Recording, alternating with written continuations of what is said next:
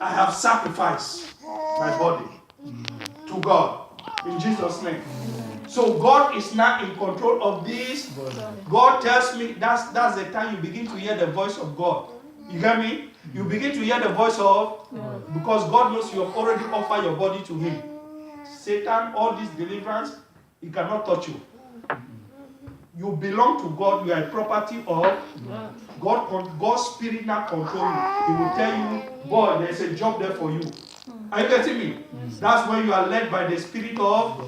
He will tell you there's a job there for you. No, there's somebody here planning for you. It's coming to you. Go this way. There's a journey you are about to make. Stop. Even you are paid for transport. Stop. People might not understand, but you are hearing from God. People say, why you stop the journey now? We're supposed to go. Are you hearing me? Because you hear from, when He says stop, you stop. Because nobody is in control of you now except God's Spirit. He will begin to tell you. Then, after that, the Bible says, when you are not conforming to the world, He said, but let God, the work that will be taking place in you is not you doing it all. Who will be doing it? God. He said, it is God that worketh in you to will and to do according to His will. So it's not you doing it so that you can say, it's me. No, the Spirit of God takes over to do the work. Are you getting me? Yes. It's not the Spirit of God taking over you to do His work through you because you've already sacrificed. So God now Spirit begin to refine you, begin to change your habit, begin to change your attitude, begin to do everything to you. He now protects you. In Jesus' name. Amen. So He says, but let God transform you into a new person by changing the way. Then God begin to change your thinking. Your thinking, the way you used to think like the old man. You used to think thoughts which were not conforming to God. So you begin to change your thinking. Your thought life begin to change. Automatically as your thinking change, your action change. When your action change, your habits change. When your habits change, your character change, and your life is changing. Are you getting me? Your thoughts, your action, you cannot think God's thoughts and begin to take evil ways. Impossible. Godly thoughts leading to godly action. Godly action leading to what? Godly habit. It becomes habitual. Nobody needs to tell you come to church. Are you getting me? You have developed a habit of it. You get what I'm saying? Amen. Yes. You begin to develop godly habits. Then you begin to develop godly character. What are godly character? Jesus tells us godly character in Galatians chapter 5 verse 22. Let's go there briefly. We're coming back. Galatians, you begin to develop what we call godly character in Galatians chapter 5 verse 22. In Galatians chapter 5 verse 22, it says, but the Holy Spirit produces. It's the Holy Spirit that produces these things to you, not you. Are you getting me? So the Holy Spirit produces what? Produces this kind of the fruit in your life, which is love. Which is what? Love. Love is not an emotion. You cannot love. It's the Holy Ghost love that is poured abroad in your heart. You begin to love unlovable people. Are you getting me? People that cannot be loved, you love them. Because you and I, our worldly standard, we love only those who love us. Are you getting me? So the word is, if that Julius is here, if he is giving me something all the time, naturally I fall in love with him, isn't it? Because it's based on him giving me something in the natural. But can you love somebody who criticizes you? Can you love somebody who hates you? That's the kind of love of God. And it's only the Holy Spirit that can give you that kind of love. Not a human love. Are you getting me? So that you begin to see somebody say, but you've gone through, how can you love this person? Upon all what your cousin said about you, your brother did to you, and you still love him. But they don't understand. But because you can't do anything else because God is in control, isn't it? Amen. That's why he said, love your enemies. Love your Enemies. You can't do it in the natural. By the Spirit. In Jesus' name. Then you begin to see love comes in. After love comes joy. Joy is a fruit of the Spirit. Joy when anything around you doesn't seem to be something somebody can be joyful about, but you're still joyful. Last year was my worst year in my entire life. Last year. If you know. You people don't know what I was going through. Last year was dangerous for me. Last year. I've never experienced a year like last year. But nobody knew except those who were closer to me. Lost my uncle, lost my sister, then money again, lost everything. Lost everything. But still joyful. Are you getting me? It was the joy of the Lord in me. The joy of the Lord. Because you cannot be joyful in that condition. But the fruit of the Spirit was in me. That even though you lost in the natural, God's Spirit is still in you. The joy of the Lord is my strength. So that joy does not come from material things. It doesn't come from car, house, this and that. It comes only by the fruit of the Spirit, which is working in you. In Jesus' name. You begin to produce joy, then peace. This peace is what they call peace that surpasses understanding. Calmness. You go to bed and sleep. People say, how can you have all these problems and you are still calm?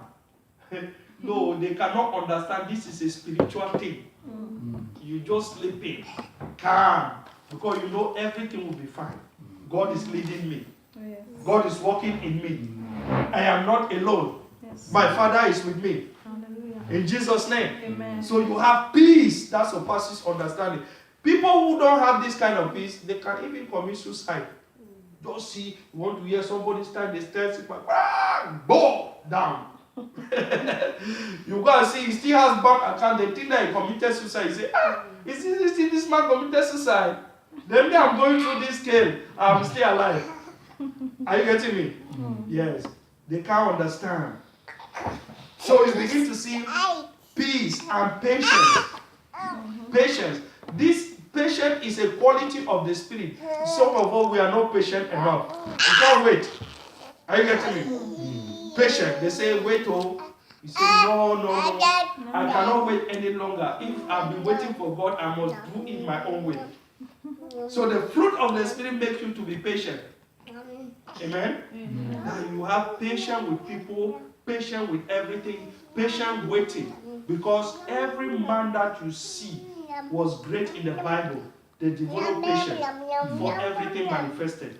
In Jesus' name. God was walking in their patience, which is a fruit of it. Then kindness. Then goodness, faithfulness, gentleness, self-control. These are the things. Then the Bible says again in Romans chapter 12, it says, then at that time now, you begin to know that first of all, God's will is good. Say with me, good. First of all, as you are walking, as you offer yourself to God, as the Holy Spirit take control of you, and you are transformed in your mind, and these things are producing, the first thing you notice that God's will is good. We say all the time, God is good. All the time. Yes. Because you just identify God is good. That God is good no matter what I'm going through, God is good. No matter what I'm experiencing, God is good. Yes.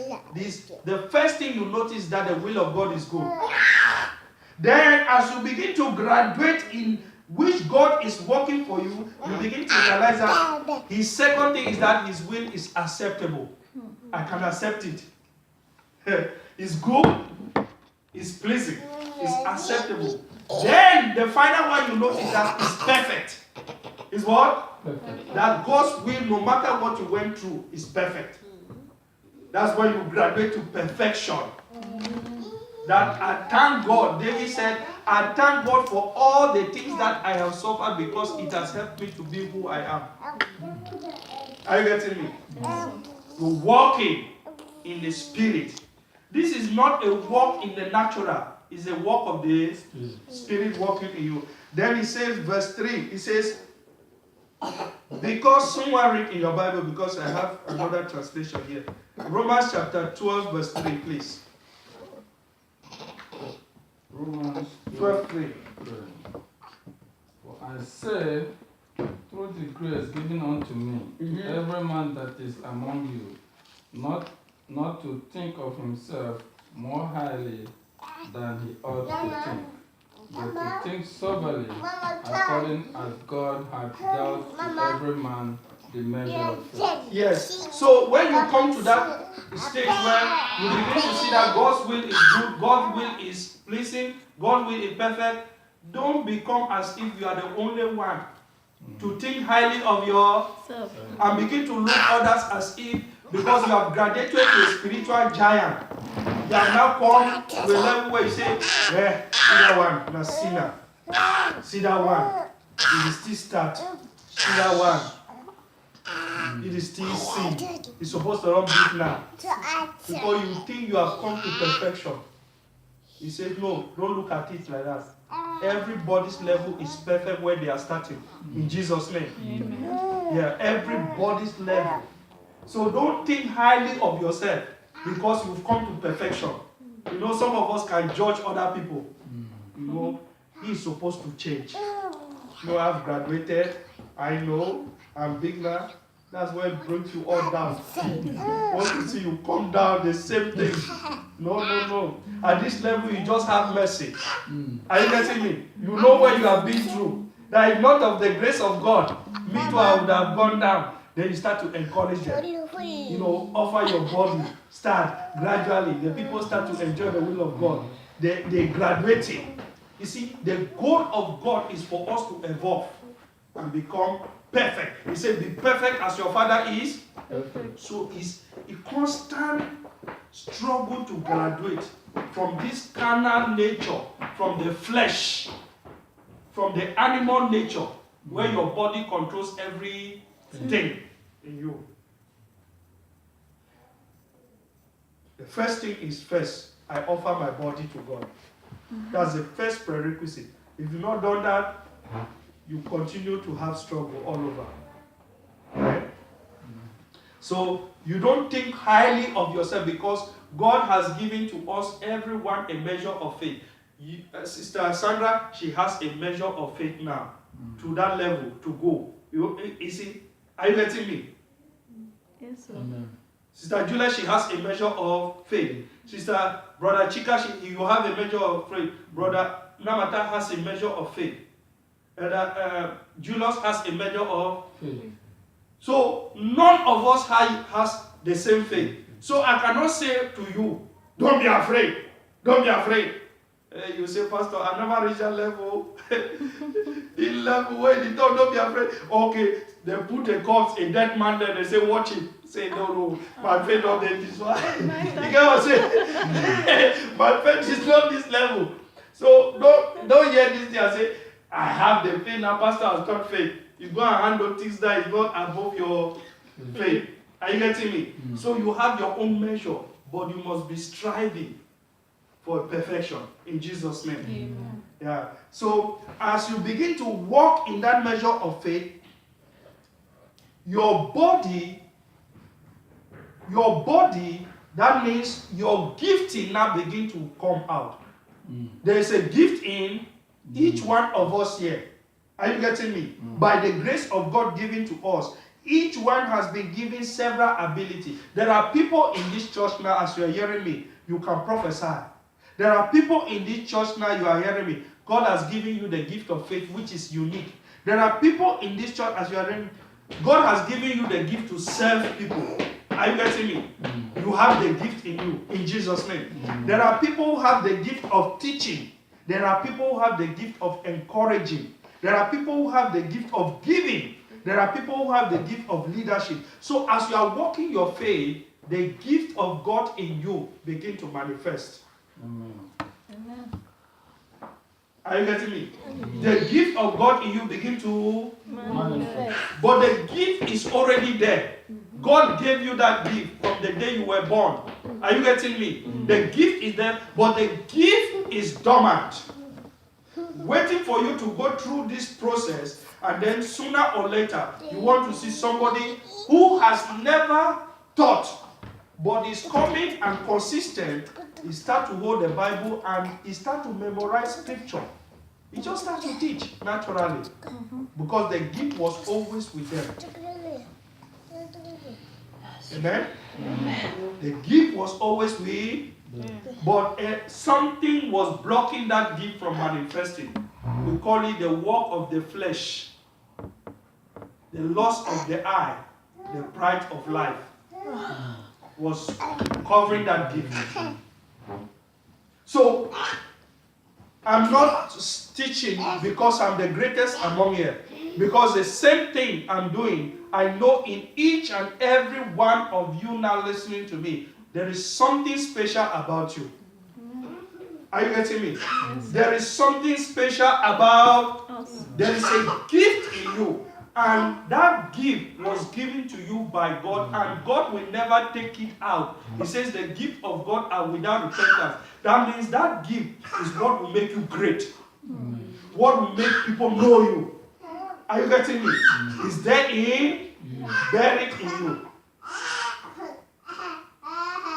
So God wants you now to discover that gift. Some who are in serving, just, you see some people, you begin to realize as a pastor, I notice you begin to realize that some people, they are just natural when it comes to something, they just do it naturally. You don't need to force them. You don't need to, talk to them. It's a natural, and that's their gift. And they can't help it. A teacher will naturally teach. A giver will naturally give. One who serves will naturally. In fact, when it just comes, people are eating, just take back, start to take things, pack this, pack this, pack this. You say, it might just be new, but the gift is there. Just serving it. And as he's serving, God is working.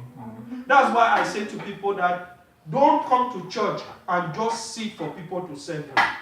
Just begin to see, which gift do I have? You just start to do, and you are walking your way into God manifesting in you in Jesus' name. Because God wants to manifest through the gift that He has given you. For the gift is in you, is God expressing Himself through you in the gift that He has given. Are you getting me? Is God expressing Himself through you in that, so that you cannot be boastful and proud and say, me, I'm gifted and you are not gifted. You just say, is God working through me in this gift? Hallelujah. So, if you look at in the world, most people started serving God in the house.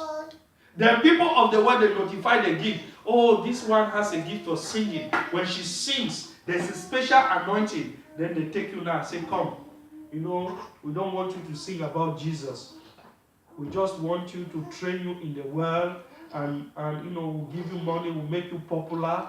Because when you sing, they notify a certain gift in you. You want to see, leave the church now. You go solo. When you sing, people come to get fame. Satan also will use that person for his word, not to bring glory to God. Because who gave you the gift? God. For who? For himself. Because God created you for him, isn't it? But you use that same gift God gave you now to worship the devil. You get what I'm saying? You get what I'm saying? So each one of you, as we're talking about this month, is that you must recognize you have a gift. No one is giftless. And my goal as a teacher, as a pastor, is to help you to identify your gift and to serve your gift. For your gift will make room for you in Jesus' name. Amen. Your gift will always make room for you, no matter the country you are living in. You see, you can have your job, isn't it? Your job is good because it meets your needs, isn't it? But please, don't go to the grave without showing your gift. Don't go, because the gift is there. You get what I'm saying? And as you start to serve God, I'm going to talk to this normally when I'll be teaching you the 5 purposes of your life, because you begin to realize that number 1, let me go briefly. You begin to realize that God don't want you only to serve Him, but God wants you to take your gift now to the world, to bring the world to Him. Are you getting me? Yes, sir. He wants you to take your gift now to the world and bring the world to, that's called reconciliation. You bring the world to Him. Hallelujah. Amen. So your gift is very special, and you need to refine it. You need to do what? Refine. That means the gift is there, but it's like gold, which is trapped under a rock. But when they take the gold now and put it through heat, pressure, isn't it? The gold begins to come out. You know, what my friend sang a song, Treasure in You. That gift is the treasure in you. Amen. Treasure, there's a treasure. That's why when I go to Africa or any person I meet, I respect the person. Why? I see treasure in you. They might be in the village. They don't know anything. But God has put treasure in these people. There's a treasure in you. There's a treasure in you. You know, and the devil is fighting you because of that treasure. Are you getting me? His fight, go with me to 2 Corinthians. Let me just give you that before we close. So please don't give your body to anybody who will not treasure you. You'll be destroying your treasure in Jesus' name. Amen. Hallelujah. Amen. I'm going to read 2 Corinthians chapter 4, verse 4.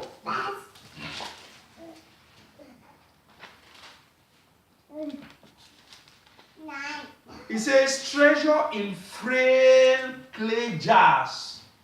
Are you getting me? Treasure in what? You have in your Bible when you begin. That's another translation. Clay. Eh? Glass of Clay. clay. That means mud. Mud. They brought you out of mud, but there's a treasure inside the mud. Would that God from you? Treasure. 2 Corinthians 4. 2 Corinthians chapter 4, verse 4. The God of this world. Yeah, no, start from verse 1. The team. The team. Okay, I The don't team. have it like that. Okay. Let me read from verse 1. It says, therefore, since God in His mercy has given us a new way, we never give up. We reject all shameful deeds and underhanded method. We don't try to trick anyone or distort the word of God. Verse 3, it says, if the good news preached is hidden behind a veil, it is hidden only from people who are perishing. Satan, who is the God of this world, has blinded the minds of those who don't believe. They are unable to see the glorious light of the good news. They don't understand this message about the glory of Christ, who is the exact likeness of God. You see, we don't go around preaching about ourselves. We preach about Jesus Christ the Lord. And we ourselves as your servant for Christ's sake. For God, who said, let there be light in the darkness, has made this light shine in our hearts so that we could see the glory of God that is seen in the face of Jesus. We now have this light shining in our heart, but we ourselves are like fragile clay jars containing this great treasure. Are you getting me?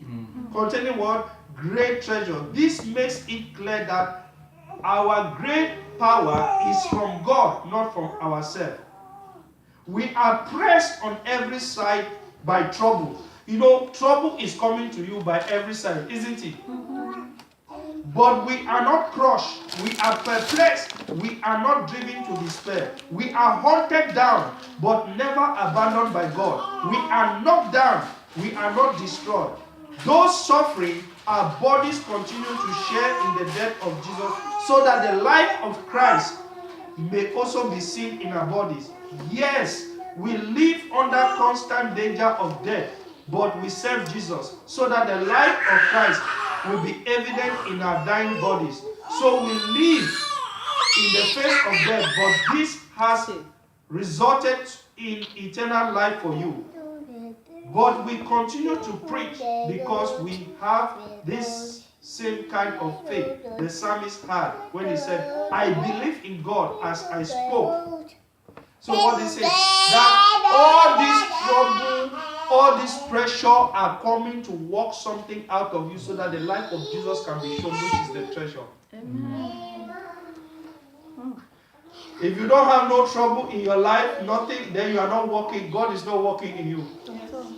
Are you getting me? Yes, sir. So stop talking about your trouble. Just work it out. Are you getting me? All the trouble come because of the pressure, the greatness in you. If the great men of God that preach the Bible will tell you what they go through, you yourself will say, yeah. So don't talk about don't focus on your problem. Focus on you walking the greatness in you. In Jesus' name. Focus on you. There's a treasure in me. What I'm going through now, I'm beaten on every side, but there's a treasure in me. It must come out. The pressure, the temptation, finally, sooner or later, people begin to add it. Even some people will reject you. Is this one? No, I don't believe this guy. Is this guy? Because they don't know what is in you. If they knew what is in you, they will not reject you. Are you getting me? Mm-hmm. So nice people, they begin to, you see, when they come to, like, people who are coaches, whether in football, because even a pastor is a coach. When you go out, they go out and they see a boy playing, they look at it, they say that boy get treasure. You want to see, they buy him, isn't it?